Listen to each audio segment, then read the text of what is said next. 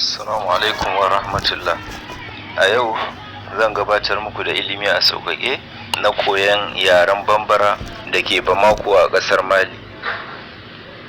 Wannan yare yana da matuƙar amfani musamman ga wanda suke nasi ne, wanda suke mazauna Bamako a can ƙasar Mali. Da haka kuma suna yin amfani da shi a duk inda suka tsinci kansu a kowane yanki na duniya. Da haka kai ma a matsayinka na Bahaushe in ka koya zai maka amfani, saboda wata ran za ka iya tsintar kanka a can don haka kasuwanci ko ilimi ko dai wani abu, to wanda yake in kana fahimtar yaren su suka fahimci ma kana fahimta ta za su fi janka a jiki, kai ma za ka fi jin daɗin mu'amala da su.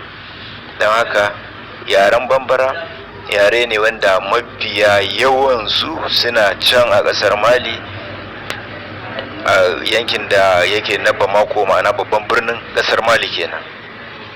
To daga ƙarshe wannan dai bidiyo shine na farko wanda nake so zan gabatar da wannan jerin sanin yare na ƙasar Mali na Bambara wanda suke a Bamako, ƙasar Mali.